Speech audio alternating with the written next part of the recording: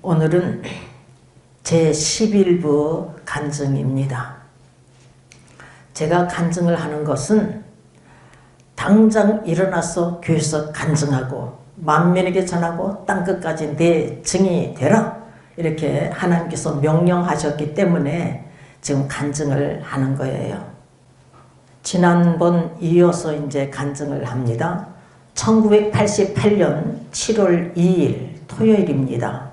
꿈속에서 하늘을 쳐다보니까 하늘에 구멍이 뻥 뚫려 있어요.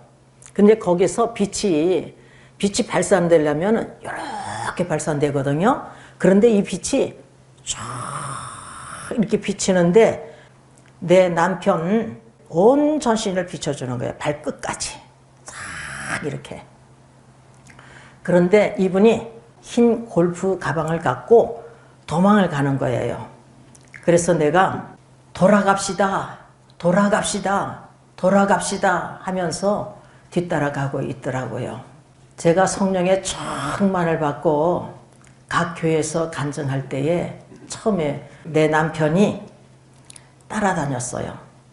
그래서 그 교회에서 특송을 하려면 어떤 찬양을 하느냐면 315장 이 찬양을 부르는 거예요. 새 찬송가로는 525장을 부르는 것이었습니다.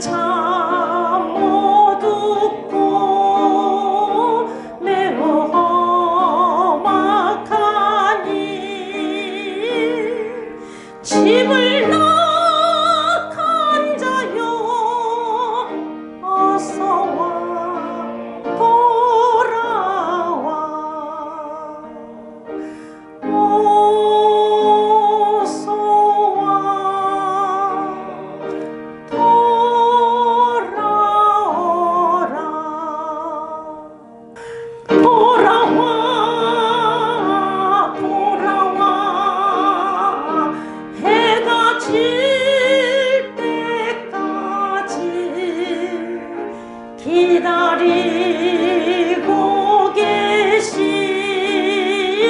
우리 아버지께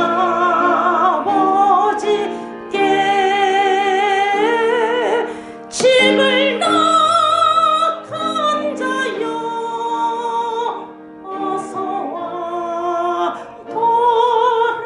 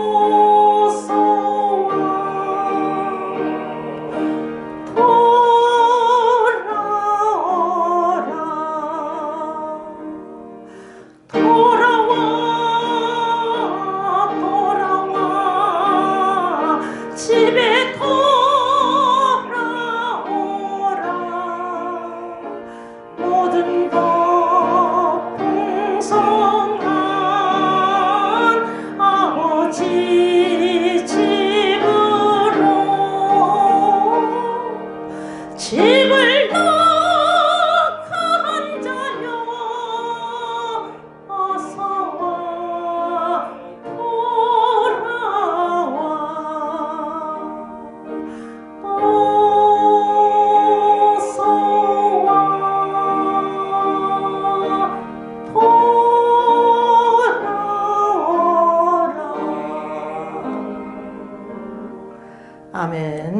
제가 남편 뒤를 따라가면서 돌아갑시다, 돌아갑시다 하고 있는데 이렇게 높은 언덕으로 올라가더라고요.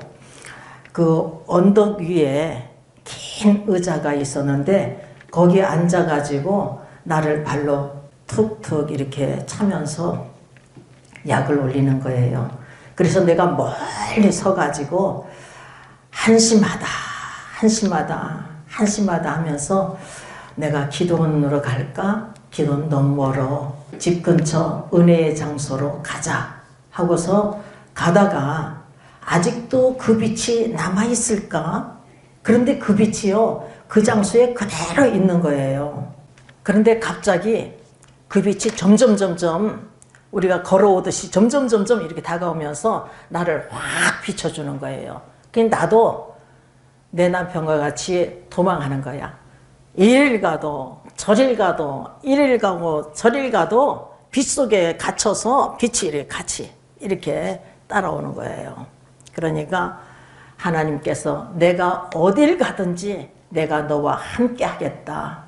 내가 너를 떠나지 않고 너를 버리지 않겠다. 이렇게 약속하고 계시는 거예요. 여호수아에게 여호수아서 1장 5절을 보면은요. 내가 모세와 함께 있던 것 같이 내가 너와 함께 하겠다. 내가 너를 떠나지 않냐고 버리지 않겠다. 이렇게 약속하고 계시고 또한 여호수아서 1장 9절을 보면 내가 어디를 가든지 내가 너와 함께 하겠다고 이렇게 약속하고 계심을 볼 수가 있습니다. 그런데 모세와 함께한 하나님, 또한 여호수아와 함께한 하나님, 종과 함께한 하나님께서 또한 여러분과도 함께 하시는 줄 믿습니다. 우리 주님께서 분명히 약속하셨어요. 마태복음 28장 20절을 보면 세상 끝날까지 내가 너희와 항상 함께 하리라고 이렇게 약속하고 계십니다. 그러므로 우리와 함께 하시는 주님이신 줄 믿습니다. 제가 도망하는 방향으로 빛이 함께 빛 속에 갇혀가지고 이렇게 함께 하시고 계신 하나님이심을 볼 수가 있어요.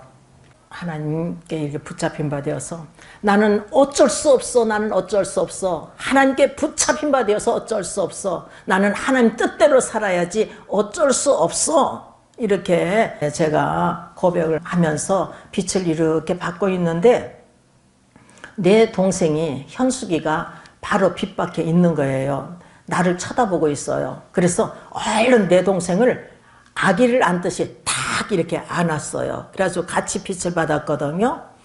그때 당시에 우리 현숙이하고 그의 남편 홍 집사님이 우리 성림교회에 아주 충성된 일꾼이었었어요. 그리고 훗날 홍 집사님이 목사가 되었고 또한 우리 동생이 사모가 된 것입니다. 저는 다시 이제 집을 향해서 가고 있는데 집에 와서 배를 딱 눌렀어요. 눌렀더니 세 사람이 하얀 옷을 입고 나를 맞이하는 거예요. 막 기다렸대. 그래서 왜 기다렸습니까? 그랬더니 지금 병원에 죽어가고 있는 자들이 있는데 내가 가서 기도하기만 하면 낫는다는 거예요. 그들이 살아난대요. 그래서 기다렸다는 거예요. 그래서 꿈을 딱 깨고 났더니 수진 엄마가 생각나는 거예요. 그분이 이틀 전에 수술하면서 나를 위해서 기도해 주세요. 나를 위해서 기도해 주세요. 그랬거든요. 그래서 병원으로 달려갔죠. 1988년 7월 14일이에요.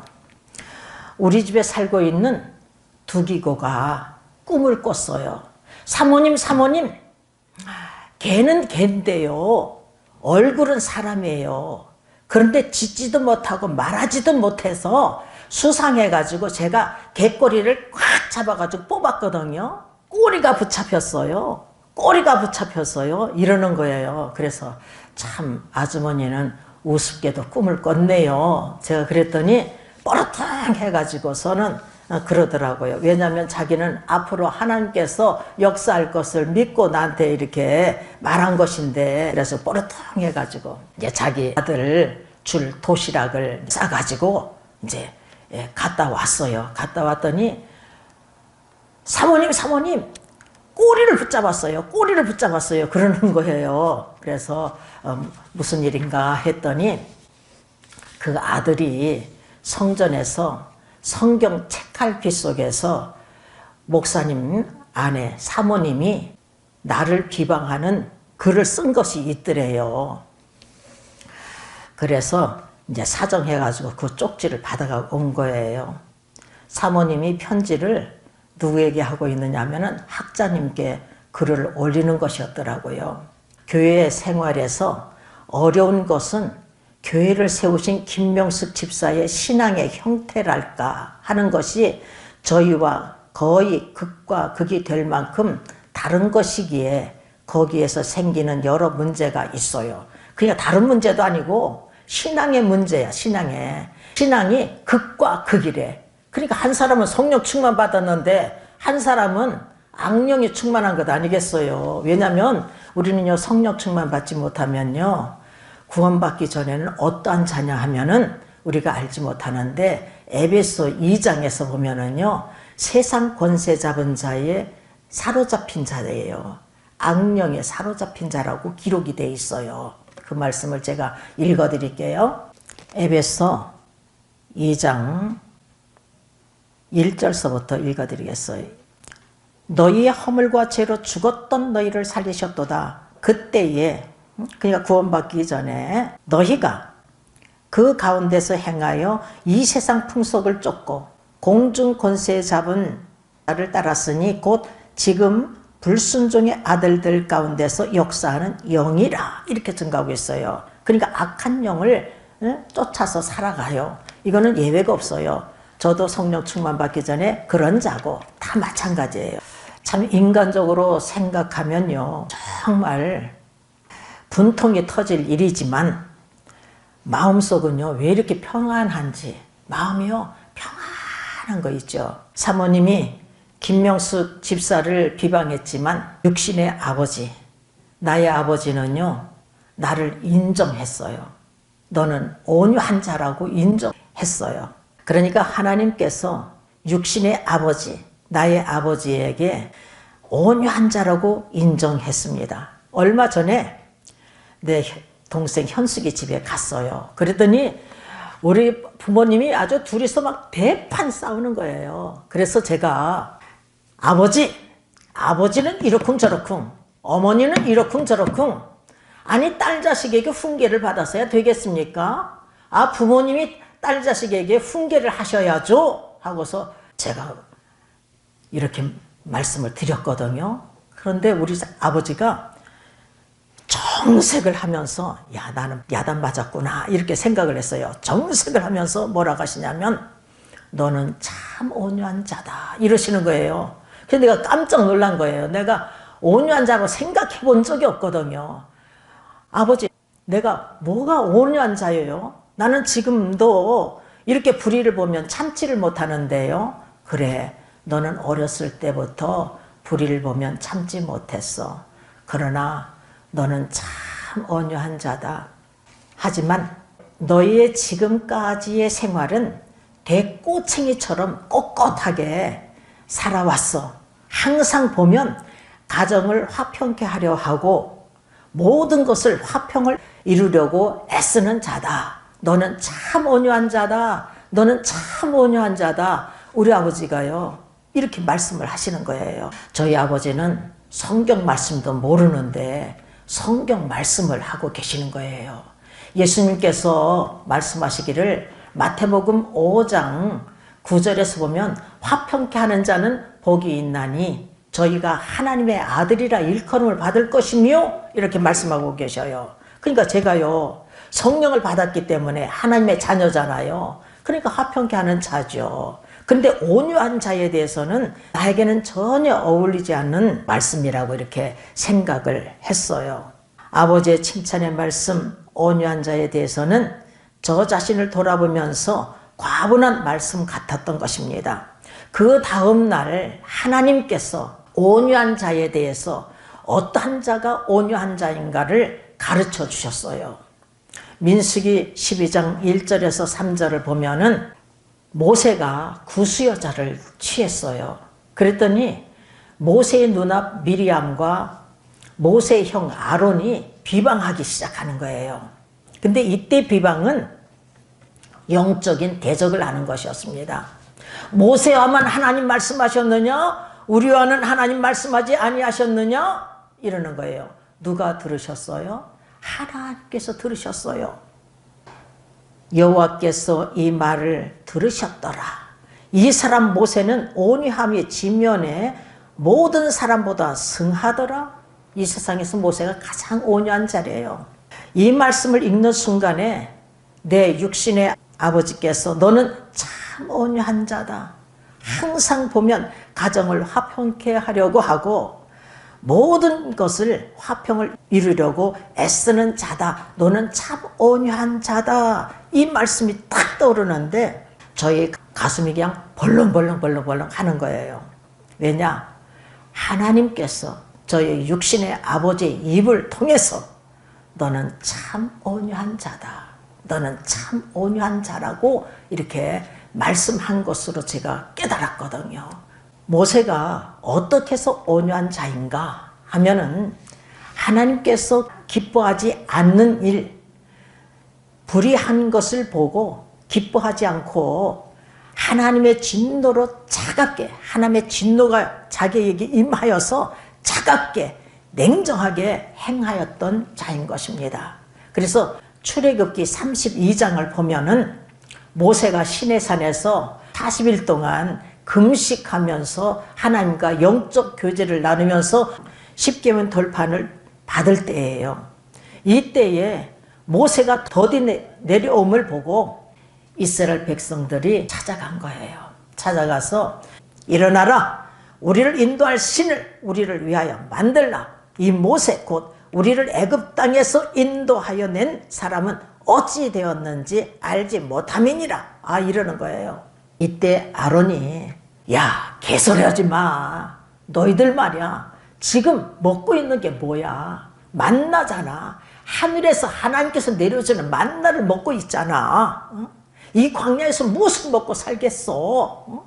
그리고 낮에는 구름기둥, 밤에는 불기둥으로 인도하는 것을 너희들이 보고 있잖아. 하면서 야단을 쳐야 되는데 그러지 않고 그래 너희 처자식 금 귀걸이를 갖고 와. 그래가지고 만들어 놓은 것이 금 송아지예요. 금 송아지를 만들어 놓고 이들이 하는 말이 이스라엘아 이는 너희를 애굽 땅에서 인도하여 낸 너희 신이로다. 너희 신이로다. 이러는 거예요. 누가 들었겠어요? 우리의 말소리를요 다 하나님께서 듣고 계셔요. 우리의 마음과 생각까지도 감찰하고 계신 분이 하나님이시거든요. 하나님께서 들으셨어요. 그래가지고 진노하셔서 이스라엘 백성들을 아주 싹 쓸어서 진멸하려고 그래요. 이때에 모세가 중보 기도를 합니다. 그러니까 하나님께서 용서해 주셨거든요. 이제 하나님께서 써주신 십계명 돌판을 하나는 하나님의 사랑, 하나는 이웃 사랑 딱 이렇게 잡고서 모세가 산 아래로 내려오는데 그 백성들이 금 우상, 금 송아지를 막 섬기는 거예요. 막 춤추며 막 음란하게 섬기는 거예요. 그래서 이 모세가 하나님의 의로운 진노가 이 속에서 불타가지고 돌판을 이 십계명, 하나님께 써주신 십계명을 그냥 딱 산 아래로 떨어뜨려 버려요. 깨트려 버립니다. 그리고도 분이 안 풀려. 그래서 금송아지를 불에 태워가지고 가루를 만들어가지고 물을 타가지고 먹여요. 백성들을 먹입니다. 그리고 나서 레위인을 시켜서 금송아지를 섬긴 자들을 3,000명을 죽여요. 그런데 이런 자가 어떻게 온유한 자입니까? 모세는 불의를 보고 기뻐하지 않았고 차갑게 냉정하게 행하였던 자입니다. 또 한편 백성을 뜨겁게 사랑했던 자예요. 그래서 온유한 자인 거예요. 모세는요 다시 시내산에 올라가요. 그래서 백성들 위해서 40일을 금식해요. 금식하면서 기도하는 거예요. 이 백성이 금송아지를 섬김으로 이 우상을 섬김으로 죄를 범하였나이다. 그러나 이들의 죄를 사하여 주시옵소서. 그렇지 아니하면 저 생명기록책에서 내 이름을 제하여 주시옵소서. 생명을 걸고 백성들을 위해서 이렇게 기도해요.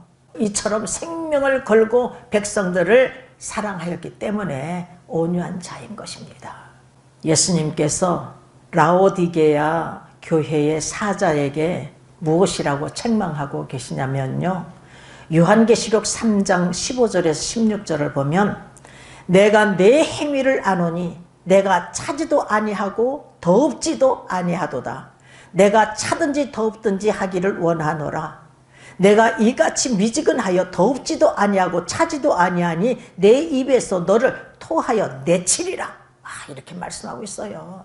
여러분, 미지근한 신앙은 우리 주님께서 입으로 토에 내쳐버린대. 죽여버린다는 거예요. 멸망시킨다는 거예요. 그러니까 우리가요, 더웁든지 차든지 덥든지 이러한 신앙인으로 살아가야 되는 것을 말씀하고 계신 것을 볼 수가 있는 것입니다.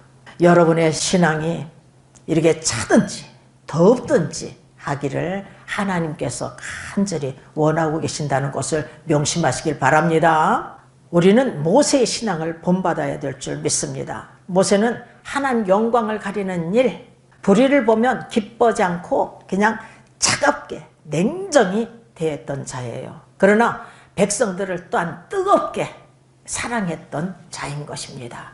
이렇게 우리의 신앙이 차든지 덥든지 하기를 원하시고 계신 것입니다.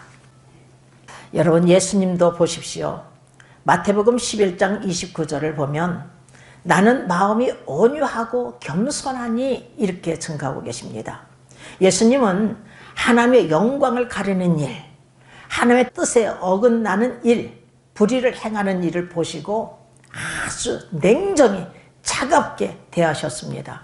성경 정화 작업을 하는 내용이요, 예수님 공생의 초에도 하셨거든요. 요한복음 2장 13절에 17절에, 그리고 또한 공생의 말기에도 행하셨어요. 마태복음 21장 12절에 13절에서 행하셨어요. 예수님께서는 성전 안에서 매매하는 모든 자들을 그냥 내어 쫓아버리고, 또한 돈 바꾸는 자의 상을 그냥 뒤엎어버리고, 그리고 비둘기 파는 자의 의자를 막 뒤엎어버리고 계신 것을 볼 수가 있어요. 그리고 또 예수님께서는 마태복음 23장에서 외식하는 서기관들과 바리새인들을 향해서 화 있을진저, 외식하는 서기관들과 바리새인들이요, 화 있을진저, 외식하는 서기관들과 바리새인들이요, 화 있을진저, 소경된 인도자요, 화 있을진저, 외식하는 서기관들과 바리새인들이요 하면서 화 있을진저를 7번이나 외치시면서 책망하셨어요. 그리고 뱀들아, 독사의 새끼들아, 이렇게 욕까지 하셨다니까요. 그런데 어떻게 예수님께서 온유하신 분이시냔 말이에요. 예수님은 불의를 보시고 기뻐하지 아니하셨고 차갑게 냉정히 책망하셨지만 뜨겁게 우리 인간을 사랑하셨기 때문에 온유한 자이신 것입니다. 우리 예수님은 우리의 죄를 대속하기 위해서 십자가에 못 박혀 죽기까지 화목제물, 희생의 양이 되어 주셨잖아요. 이런 큰 사랑이 어디 있겠습니까? 민수기 25장에 보면 시팀 사건이 있어요. 이제 광야 40년 길에서 이제 시팀에 왔어. 근데 이 시팀에서요, 모압 여인들과 음행을 저질러요. 그러니까 하나님께서 진노하셔서 두령들을 잡아가지고 태양을 향해서 여호와 앞에 목매어 달라, 이렇게 말씀하셨어요. 그래서 백성들이 회막문 앞에서 대성통곡을 하는 거예요. 그런데 어떤 남자가 미디안 여인을 데리고 장막에 들어가는 거예요. 그래서 이것을 누가 봤느냐 하면은 아론의 손자 엘르아살의 아들 비느하스가 보고 창을 들고 가서 이 연놈들을 탁 죽여버렸어요. 죽였더니 하나님께서 노가 풀어져 버렸어. 이때의 죽임을 당한 자가, 온역으로 죽임을 당한 자가 24,000명이나 돼요. 근데 하나님 노가 풀어졌다니까요. 하나님의 질투심으로 이 비느하스가 질투하여서 이를 죽였다고 하나님께서 칭찬하고 계심을 볼 수가 있어요. 우리도 불의를 봐서 기뻐해서는 아니 될 줄 믿습니다. 우리가 작게 될 땐 차갑게 돼가고 또한 뜨겁게 사랑하는 자가 되어야 될 줄 믿습니다. 민수기 12장에서 모세가 하나님께서 변해서 보면은 온유한 자요, 또한 선지자요, 하나님과 대면하여서 말했던 선지자요, 나의 온 집에 충성된 자라고 하나님께 칭찬을 받고 있는, 하나님께서 인정하는 종입니다.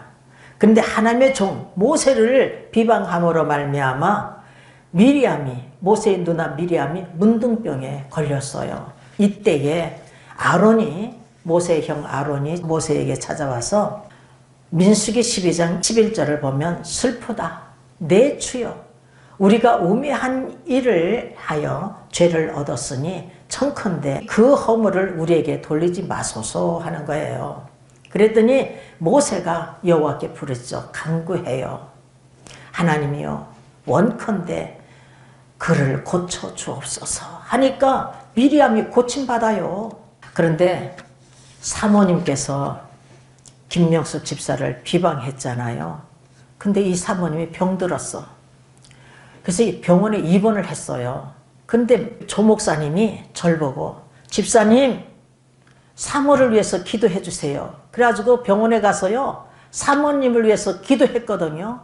그랬더니 병이 치료받는 역사가 일어나 버렸어요. 그래서 수술을 했었는데 3일 만에 그냥 퇴원해 버렸어요. 1988년 8월 21일이에요. 조 목사님께서 기쁜 마음으로 마지막 설교를 하였다고 하였습니다. 참으로 주의 길이 정말 험하고 험한 가시밭길이에요. 우리 주님께서 분명히 말씀하셨거든. 너는 십자가를 똑바로 바라보고 이 험하고 험한 가시밭길을 헤쳐가며 내 등허리에 십자가를 짊어지고 나를 따르라. 좌로나 우로나 치우치지 마라. 목숨을 바쳐라. 이렇게 말씀하셨는데 정말 주의 일이 험하고 험한 가시밭길이더라고요. 이 우리 조 목사님하고 사모님은요 참 신실한 분이에요. 인격자들이고 참 정말 좋으신 분들이에요. 성령만 충만 받으면 아주 훌륭한 사역자가 될 분인 것입니다.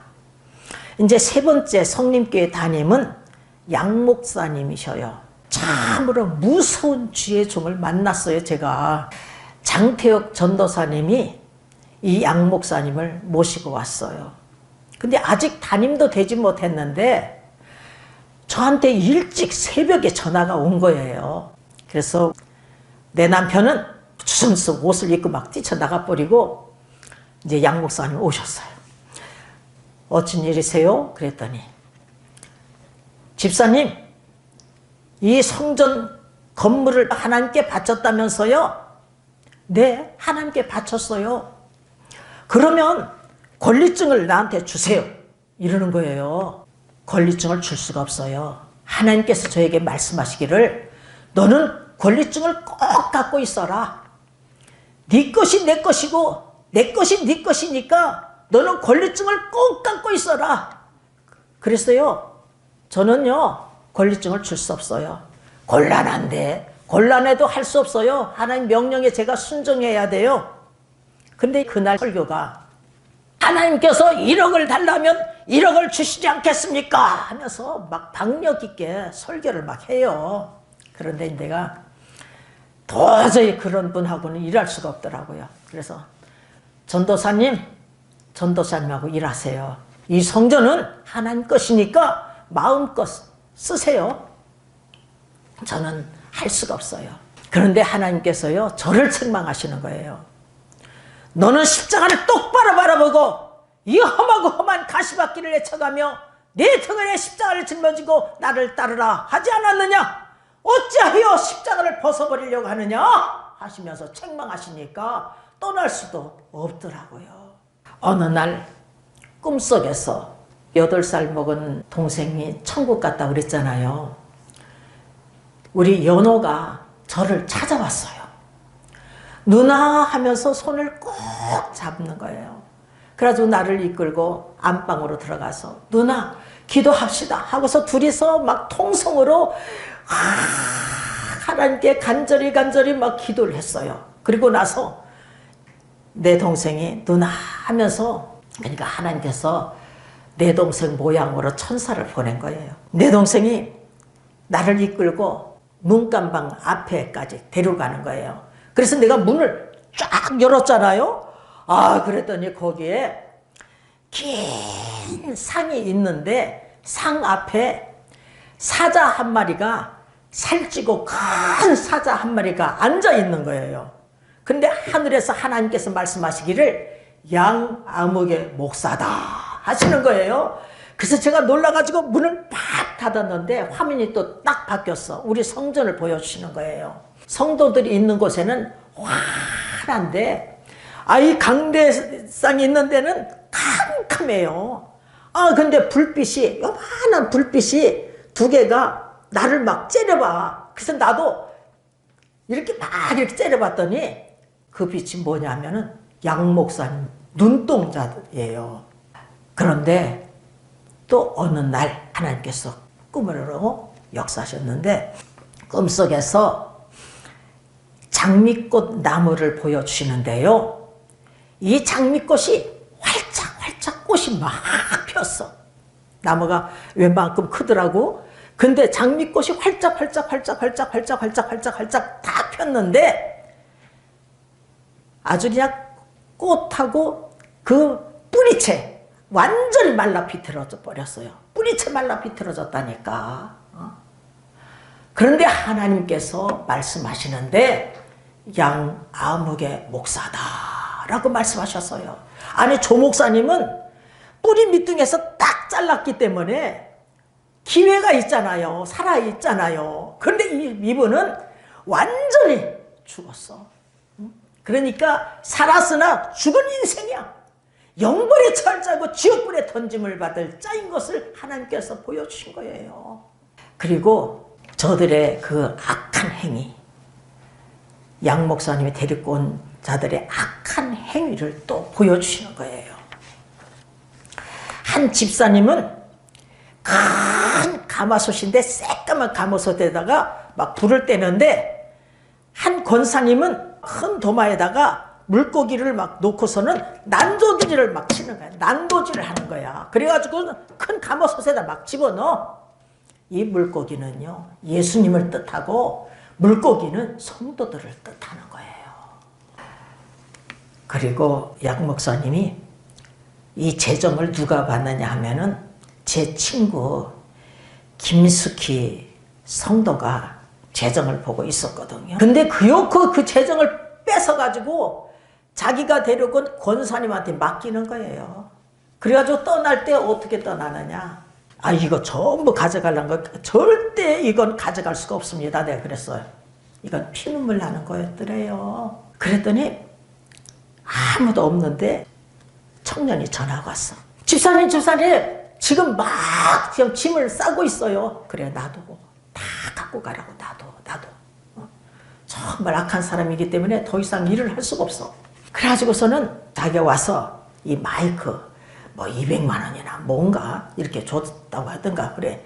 그거 가지고 또 책상, 커튼, 또 재정 400만 원, 그리고 성님께 서류들 싹 흔히 갖고 갔어요. 근데 어느 날 제가 신학교에 갔는데 어떤 분이 수첩을 갖고 있어요. 근데 거기에 양 목사님 사진이 있더라고요. 근데 그분이 뭐라고 하는지 알아요? 이분은요, 도둑놈이에요. 이러는 거예요. 아직까지도 도둑질을 하고 있는 주의 종이에요. 글쎄. 그러니까 마태복음 7장 21절에서 23절에 주여 주여 하는 자마다 천국에 다 들어가는 것이 아니라 내 아버지의 뜻대로 행하는 자리에 들어가리라. 그날에 많은 사람들이 내가 주의 이름으로 선지하노라며 주의 이름으로 귀신을 내쫓고 주의 이름으로 많은 권능을 행치 아니하였나이까. 하지만 나는 너희를 도무지 알지 못하니 불법을 행하는 자들아 내게서 떠나가라 하면 끝장나는 것입니다. 그냥 우리 성도들도 항상 하나님의 선하시고 기뻐하시고 온전한 뜻이 무엇인지 분별해 깨달아서 하나님 뜻대로 살려고 발버둥 치는 저와 여러분이 돼야 될 줄 믿습니다. 여러분, 우리 주님께서요, 마태복음 7장 15절에서 20절에 무슨 말씀이 있느냐면요, 거짓 선자들을 삼가라. 양의 옷을 입고 너에게 나오나 속에는 노략질하는 일이라. 그의 열매로 그들을 알지니 가시나무에서 포도를, 엉겅퀴에서 무화과를 따겠느냐? 이와 같이 좋은 나무마다 아름다운 열매를 맺고 못된 나무가 나쁜 열매를 맺나니, 좋은 나무가 나쁜 열매를 맺을 수 없고 못된 나무가 아름다운 열매를 맺을 수 없느니라. 아름다운 열매를 맺지 않은 나무마다 찍혀 불에 던지오느니라. 이러므로 그의 열매로 그들을 알리라. 이렇게 말씀하고 계셔요. 그러니까 우리는 아름다운 열매들만 맺어야 될 줄 믿습니다. 아름다운 열매를 맺어야 되는 거예요. 그 열매로 안 돼. 그 아름다운 열매, 회개에 합당한 열매, 사랑과 희락과 화평과 오래참과 자비와 양성과 충성과 온유와 절제의 열매, 또한 십계명에서 살인하지 마라, 살인하지 말고, 거짓 증거하지 마, 거짓 증거하지 말아야 되잖아요. 또 도둑질 하지 말라니까 도둑질 하지 말아야지요. 탐심하지 말라니까 탐심을 내지 말아야죠. 이런 우리는 아름다운 열매들만 맺는 귀한 그릇들 다 되시기를 주님의 이름으로 축원합니다. 전부 알곡만 되시기를 주님의 이름으로 축원합니다. 아멘.